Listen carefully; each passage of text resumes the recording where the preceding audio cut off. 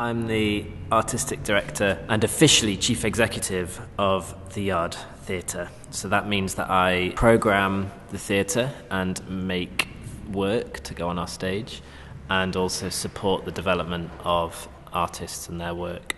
If you can just tell me a little bit more about the Yard itself and how it came about. We started the Yard in 2011, and it came about in this area principally because I was looking for an area of London evocative of some tensions in society, and also because I was looking for a space that was, I guess, quite large for a new theatre. I chose Hackney Wick because it was beautifully evocative of Britain today, and the sort of industry that was working here was a sort of beautiful metaphor for where we were, and that combined with it rubbing up against quite a vibrant artistic culture would, and I think has done, create quite a beautiful tension between what's happening now and what might happen in the future. I'm from Newcastle.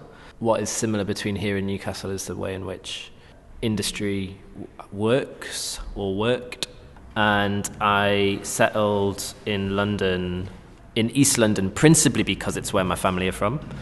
To be honest, I spent a lot of time talking to people who weren't artists in the first instance, because we were the first public organisation in Queen's Yard to show any sort of art. So I was actually spent most of my time talking to the mechanics and the vegetable peelers, and at the time there was a swingers club as well, so I spoke to them.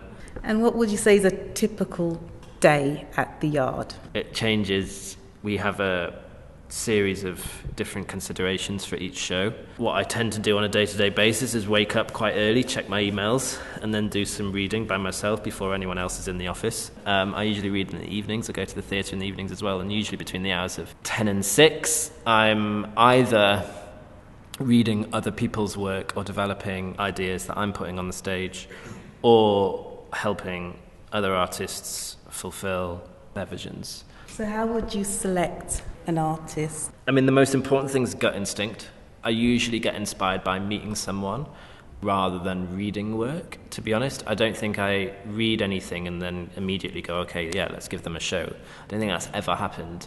I think usually what happens is that I read something, quite like it, or like it very much, meet them, and then if I'm very inspired by the person, then I will pretty much always program them or commission or in some way commit to working with them. We get a lot of artists coming to us. I'd say it's about 50-50, the artists that come to us and then the artists that we go out and look for.